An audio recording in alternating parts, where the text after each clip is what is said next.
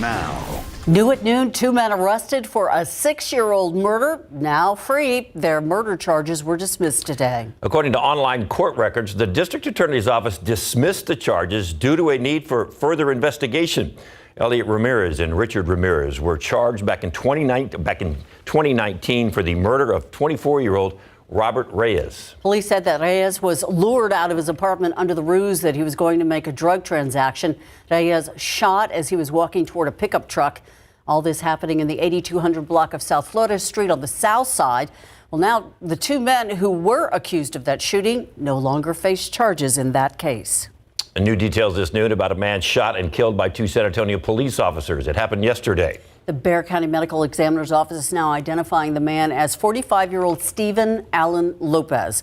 SAPD Police Chief William McManus said Lopez was shot by police when he pulled out a handgun during a chase. That chase sparked after police tried to conduct a traffic stop. McManus told us that both officers have been with SAPD for about 5 years.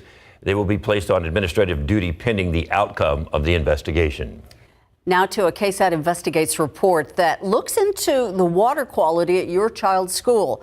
Testing for lead will soon be a requirement at all schools, but we already know the results from one San Antonio district, and it's a bit disturbing. And that is a problem because as it stands now, there are no state or federal regulations on water testing, only a voluntary testing program. And the few locally taking part are finding concerning levels of lead in the drinking water fountains. I was definitely very disappointed and very concerned because, I know the effects of lead and how they can be long lasting. Now at 6:30 tonight on KSAT12, KSAT investigates what schools have the highest amounts of lead and what they're doing to fix the problem.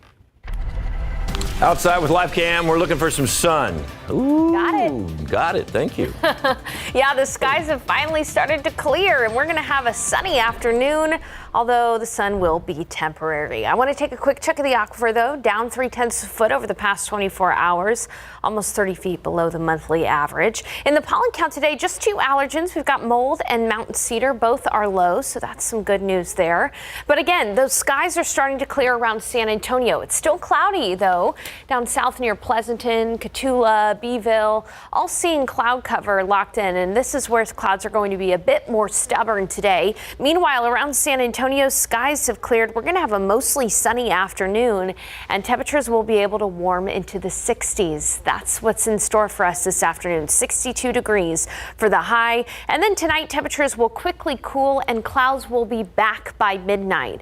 Clouds all with us all day tomorrow. So again, soak up the sun while you can right now. It's going to be temporary because by tomorrow night, it should be damp outside, and that could even last until the early Thursday morning commute. Coming up, we need to talk about which areas have the risk for thunderstorms tomorrow night and early Thursday. But at least we have a nice weekend ahead. More on those details in just a few minutes. David. Thank you, Sarah. A local high school principal, not exactly a good example for his students and staff after police arrested him for suspicion of DWI. Police pulled over Harlan High School principal Richard Izagiri last Friday. He was on I-35. Investigators say he was swerving and then switching lanes without signaling. After he was pulled over, an officer says he smelled alcohol on Izagiri and then said he was slurring his words. He was arrested after field sobriety tests. A Northside ISD spokesperson responded in a statement saying, in part, quote, "The district was made aware of the employee's arrest.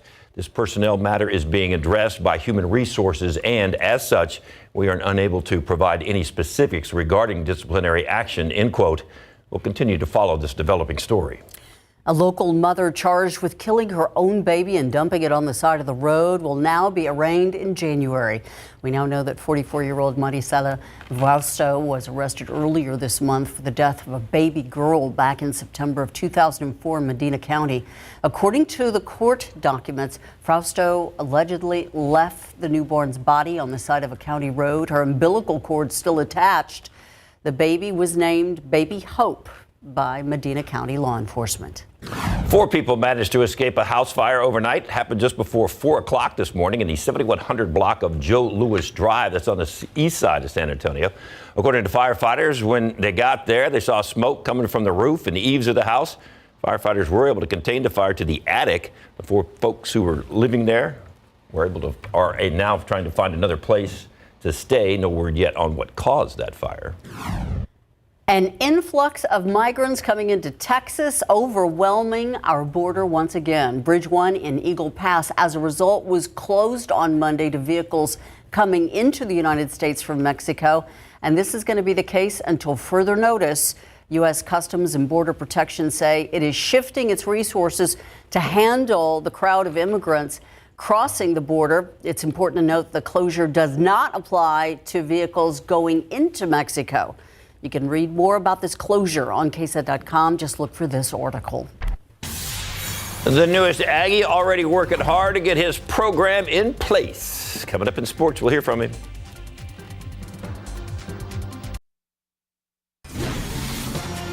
It is a day of remembrance for former First Lady Rosalyn Carter, a public memorial service being held in Atlanta today at Emory University. In fact, we're on standby to go to that live any minute now with ABC News.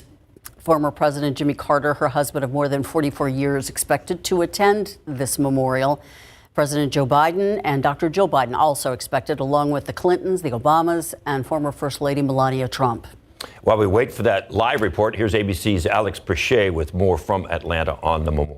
Former First Lady Rosalyn Carter being honored in Atlanta today. Political leaders from around the country attending a public memorial service to remember her life following her passing at the age of 96. Her husband, 39th President of the U.S., Jimmy Carter, hoping to leave hospice care at his home to attend. This comes one day after ceremonies on Monday when Rosalyn Carter's casket was led from her hometown of Plains to Atlanta.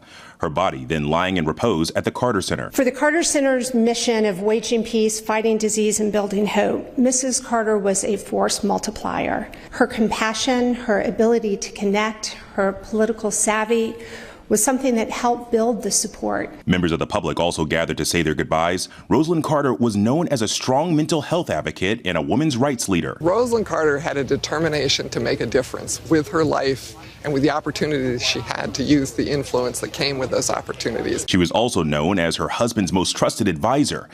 He referred to her as his secret weapon. We've been blessed to be able to travel the world almost. Living with Jimmy Carter has been an adventure. There will be a private funeral tomorrow in the Carter's hometown of Plains, Georgia. Alex Prechet, ABC News, Atlanta. And once again, we're waiting to take that live in Atlanta. Meantime, here in San Antonio, sun is out, and I imagine the temperatures are going to respond to the sunlight.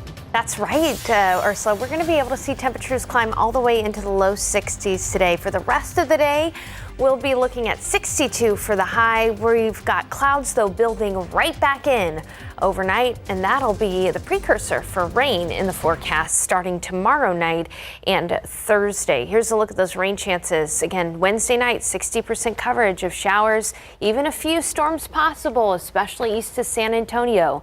Those details coming up.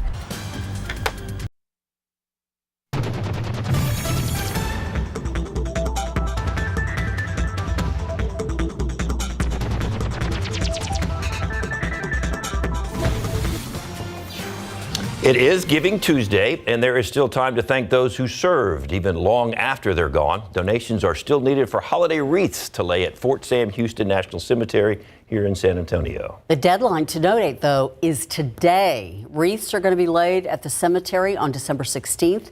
We've added a link to donate, or if you want to volunteer to put the wreaths there, it's at KSAT.com.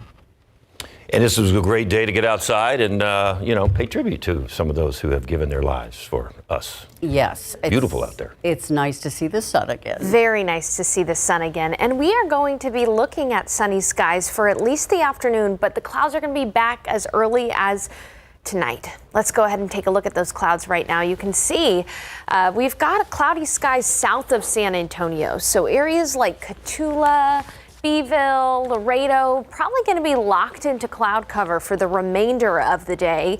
As a result of that, temperatures are pretty much going to stay where they're at in those areas. But here in San Antonio, sun just came out for the first time in a while. We're currently at 55 degrees, but temperatures will warm nicely. It's 56 and sunny in Kerrville, 57 in New Braunfels. The sun came out in New Braunfels and Austin a little bit sooner than San Antonio, and that's why they're just a smidge warmer, right near 57.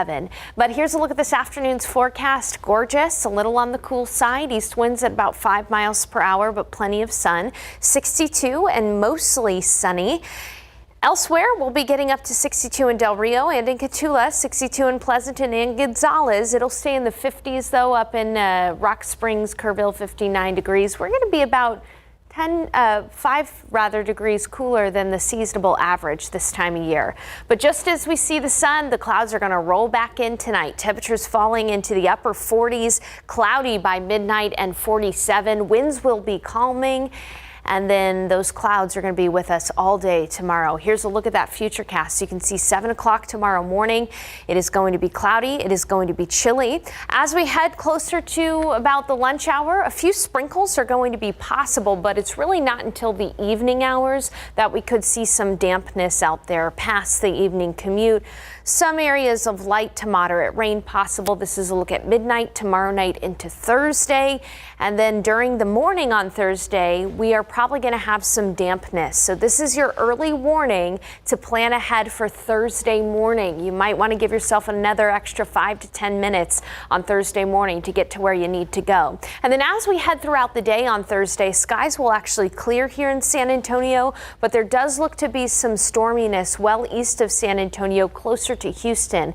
Not only could there be some storminess, some of this could be on the strong or severe side. This is a look at the severe weather risk for Thursday. Again, not tomorrow, but Thursday. Areas from Huntsville to Houston to Port Arthur to Port Lavaca have a possibility for actually a few quick spin-up tornadoes. That would be the main risk there for severe weather. You can see that some of our counties, KSAT viewing area counties off to the east are under the smallest risk for severe weather. An isolated severe storm is possible for areas like Gonzales, Hallettsville, Cuero, Victoria. Again, here in San Antonio, it's going to be hard for us to see any kind of severe weather, but it is a possibility the further east you go. So just to summarize everything, cloudy tomorrow all day and in the 50s, some evening dampness with some light rain developing overnight. And then in the morning on Thursday, it should be damp, but temperatures will be warming back up into the 70s by the weekend. It's going to be a very nice weekend in and around San Antonio. Chilly mornings, comfortable afternoons, and low humidity. Lovely. I like the idea we're getting more rain. Me too, Ursula. All right, have you started your Christmas shopping yet? Go to the next question. It wasn't a joke. Go to the next question. Of course not. All right, well, you're going to get some great ideas on SA. Okay, that's why we need some great ideas, because, for us that put it off.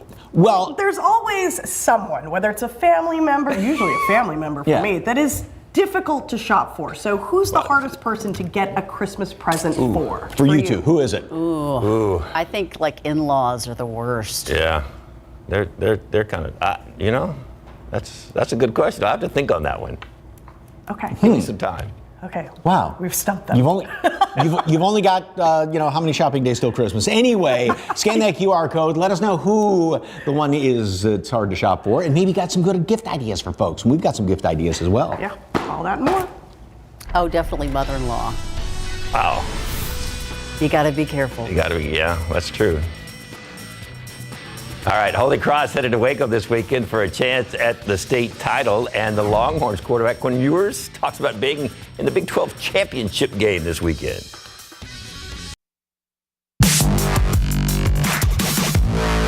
You've heard that saying, doesn't matter the size of the fight and the size of the dog in the fight, but the fight in the dog? Well, Holy Cross, not exactly a huge school, but Holy Cross making a huge deep into the playoffs. The Knights are headed to the state. They are pumped up to be playing in the final game of the season. They started off 0-2. Remember, they lost 47-20 to Antonian in the KSAT Pigskin Classic in week 1. They ripped off 12 straight to set up their showdown with Dallas Christian for the TAPS Division III state championship. Holy Cross 10-2, Dallas Christian 12-1. They are going for a state three-peat. As a member of the TCIL, Holy Cross won 6 consecutive state football championships. And they won those from 1992 to 1997. And now, for the first time since joining TAPS in 1998, the Knights are back in the state title, and they're playing for that championship. It was just a real feeling, we worked so hard all year through the summer, taking a big loss last year, working our way back for a whole year. It was a big deal breaking down that barrier, going over that hump, and being able to make it. A lot of us have been starting since we were freshmen, so we're very prideful. Our class, we're very gifted, very talented. But yeah, it's the experience right now is it's a lot to take in, but I'm doing my best to stay calm, stay humble, and just keep moving. The first time it really kind of hit me was Saturday when I woke up and realized, okay, we got to go to work. And that was an incredible moment, an incredible experience to realize we're still going, we're still playing. Hope that work pays off. The Knights are going to face Dallas Christian Saturday at noon. They'll play at the Waco ISD Stadium. There he is, Mike Elko, and he is a busy man today. He is working on getting an A&M to prominence in the SEC. Yesterday, he was introduced as the Aggies' new head football coach, taking over for the recently fired Jimbo Fisher. Elko started his career in 1999. He joined the Aggies back in 2018 as defensive coordinator under Jimbo. After 4 seasons, he left to serve as head coach at Duke in 2022. And after 2 years with the Blue Devils, he's now back and running the show at Texas A&M. I'm back. I'm back in Aggie land.